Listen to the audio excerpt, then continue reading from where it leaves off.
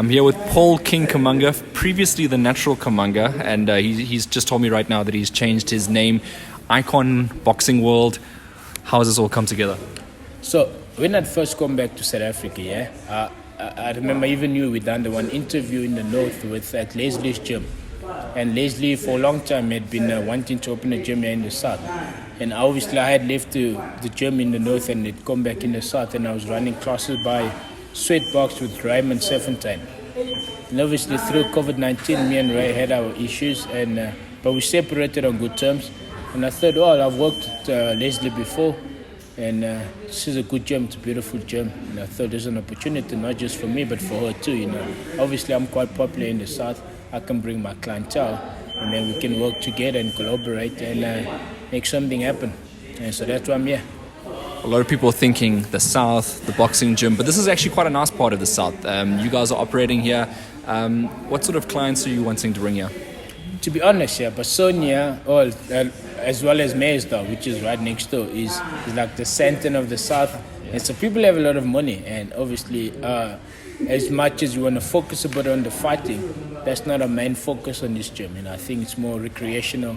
Guys that want to come get fit, have fun, and that's what we've. So the client we're looking at guys that work all day, stressed, own businesses, tired of their wives and kids. I'm just kidding, but people that just want to are frustrated with life and want to get the anger out. And also, people want to try boxing now. Boxing is exciting to people that are outside of the sport and just want to try it out. And so those are the people we're attracting. And so if that's you, come and join us. If in the south, I got clients coming from the north to join us. So it's not just for the south guys. Even if in the north, if you get time, come through, come have some fun. And we're open to everyone. All are welcome. Now I want to go over to your professional career. Obviously, you're still a professional boxer. You're still wanting to get in that ring. Since you've come back to South Africa, it hasn't quite gone your way in terms of getting fights, arranging to, get in that ring. What's the struggle been, and why hasn't that happened? You know what happened here, Aiden? I think when I'd come back, I was in a bad space for a long time. And initially, I just wanted to get back in the ring and then win the fight. But also, the thing is, I travel overseas and see now boxing works in a first world country and stuff. And fighting back here was not really something I was interested in. But the fight I'll get overseas would be like 4 weeks notice. I got offered to fight like the big guys. Even guys like Terry Flanagan, and there's this kid that lost his WBO recently. But these are guys giving like 4 weeks notice to fight the lightweight. I've never met one lightweight in my life. And so those are, but when you see things like that, I think you start losing interest in the boxing. And I lost interest for a long time. When I'd come back from overseas, I don't think boxing was something I wanted to get back into. But the more you spend time out of boxing, the more you miss it, the more you want to get back into it. And then unfortunately, during that time, you make irrational decisions, So I signed a contract with some guy from Spain, that held me back a bit, so I couldn't take some fight. And eventually, I just really wanted to fight back. By the time I wanted to fight back, I'd been out the ring for a year and a half. And so for me to jump back into a big fight would have been a mistake. And so I thought, I'll have a local fight. But also the interest grew here in South Africa. And the more it grew, the more I really wanted to fight in South Africa. But the other thing that had happened here is that when I'd come back from overseas is that there's nothing else I could do, because I had become pro in matric in school. So I had no school background, and so I could never get a proper job really, And so I realized that I was a desperate boxer where I needed boxing to survive. And so this is why it's good for me to start something like that here. And so that going forward, as much as I want to fight, I don't have to take any fight. Like if you look at my career, I was just taking fight after fight after fight, no choices. I'd fight 3, 4, 5 times in 3, 4 months. 1 year I'd have 7, 8 fights, and I fight everyone. I remember the 1 year I fought Irvin Buhlalo, who was one of the best amateur fight ever. 3 weeks later I fought Adam Demua. 6 weeks later I fought Raymond Kapula, and 2 weeks after that I fought Botepo Mandawe for the title. And so I think my career has just been rushed. And for the time, because I had nothing else to do, I had nothing to fall back on. I had to fight. It's all I knew. I've been doing it since I was in school. And so I think there's something like this, having a second plan, So I'm going to coin around by boxing. So there's a manager I'm working with. He's from Hungary, Tommy Prodrasky. And so we're taking my career slowly. And I think for a long time, I was never really in control of my career. My career was based on what everyone else wanted me to do. This guy wants you to fight that one. Yeah, I'm going to fight that one. And you fought that one. And the fight I took, So I was, what they said I was and I was treated was different. So they said I'm the next coming thing, but I was being treated like a journeyman, So in a fight, Zan Yonka's fight, we took it in 5 days. And so if someone is someone that's going to be the next thing, you protect someone like that. You don't just put them in fast like that. Yeah. And look at like Adam the Moore fight. Me and Adam were the top 2 in the country at the time. And I fight now 3 weeks later, I fight Adam. And so there's a lot of pressure. That means you're going from camp to camp. There's no rest in between. And so that's not how you really protect your guy. And I just felt like that was me for a long time. And so there's also a couple of other things I'm working on outside of boxing. And so if I want to have the mindset where I'll have a plan for my boxing career going forward. If it doesn't work, I'm not desperate, I don't need boxing. But I love it, I'm going to push my very best to try and make it work in that way. But if not, then it doesn't go. But I really want to get back, So there's 1 or 2 promoters that messed us around, I made some irrational decision last year or the year before because of how I was feeling at the space I was in. But I think now I'm clear-minded. At peace, I'm rested well, and I can make rational decisions. I can take control of my career finally. It took me a long time, but I think, so I'm young, so I've got another 10 years, God willing. I'll live a good life, so I think I can push for another 10 years, God willing. Well, you burst onto the scene, as you mentioned, like every couple of weeks you are in the ring. I think what people would like to know is, do you still have the hunger to get in there and do that, compete on that level? And because you were undefeated for a very long time into your career, up until the fought in Russia against Aslanbek Koziev. Then you had lost to O'Hara. People want to know, do you still have that same hunger? You know what happened, yeah? And I was telling someone this last time when they told me about the work and how they're excited to get to that level. And I think that too, when coming up, I was excited to make it here. I'm going to make some money. I'm going to become popular. I'm going to fight for these titles. But the more you get let down, I think that kills you. It kills that hunger. And you got to realize that I'm not... So I started boxing when I was 18. I turned pro when I was 18. So when you're 18, 19, you're excited. You can get paid peanuts. You can fight small, stupid fight. She was all right, but you get to my age. I'm 27 now in 2 weeks' time, next week. And I'm not that young anymore. I'm an old man, and in boxing, you almost reaching that peak stage, and you're not going to last too long. And so you're going to have to look at boxing like a job. It's a business, and you're going to treat it as such, and not just, I'm going to try and get excited. So the hunger is not there as it was before, because I've been let down so often. But I'm a professional, so I'll do what I got to do when I got to do it. And so hunger, no hunger, I train the same. But the hunger is definitely subsided a lot. And what weight division are you going to come back as? Come back as a welterweight. I think the last fight, it's killed myself. We killed myself big time. I remember the day of the weigh-in.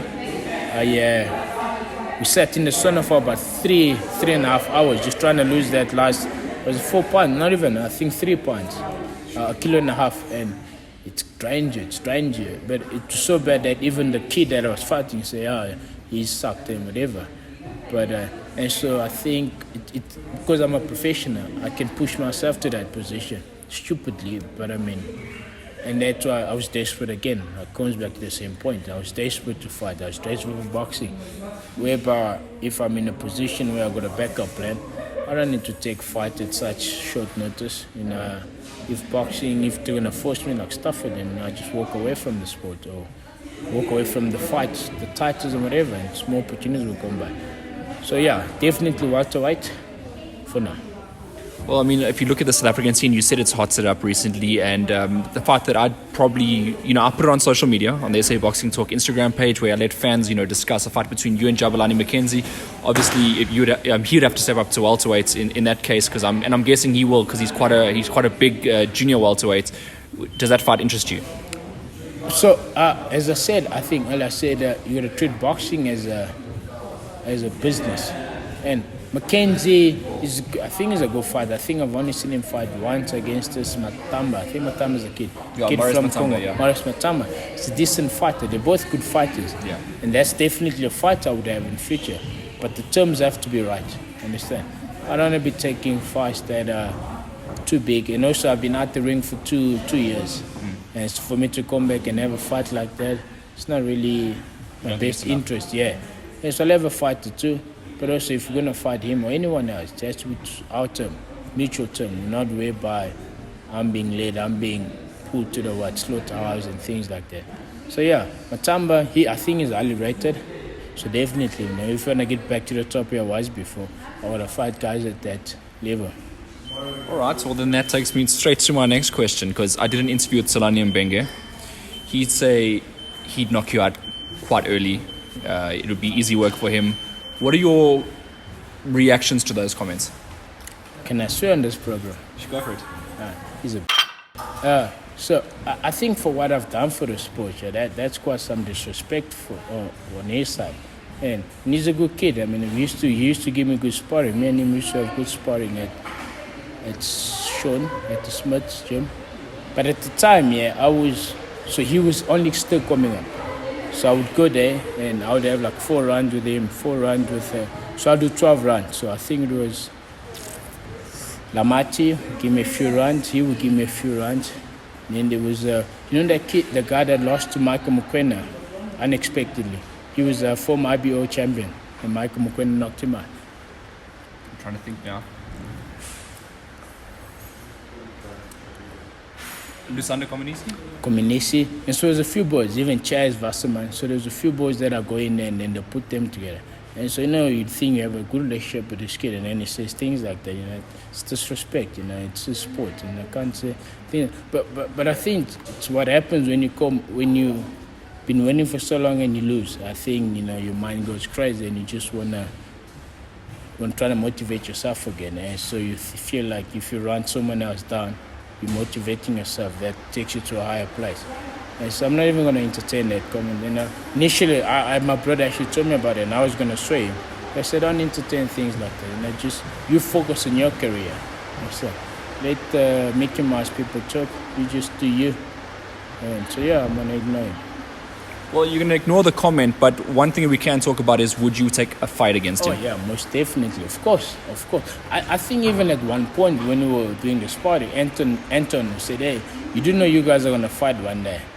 And then Sean was like, no, they can, but not now in the near future, because he said there's too many guys out there for us to fight. But it's the fight that's always been there that we knew it's going to happen. I mean, we fought as amateurs.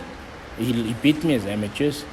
But I mean, as pros, if we're both coming up, I think if it's a fight, if the terms are good, comes back terms, definitely, of course. I think he's got good ratings too.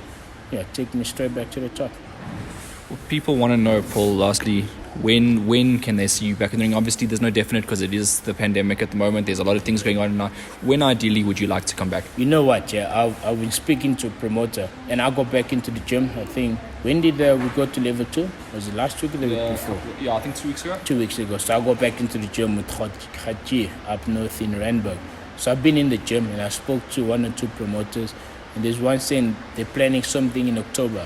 And so I think October would be a good time if it happens. But obviously, like you said, things are not quite clear of what's happening now. And so when things do open up and we can get fight, and I'd love to fight before the year ends. I don't want to be too hopeful and get hurt in the process, but I'd love to fight before the year ends. October would be a good time. Because also remember, I've been out for so long. And so I just got my first training camp has to be a bit longer than the normal training camp. So a 6-week camp should take me about 8 to 10 weeks. And so it's a good thing that I'm back in training already.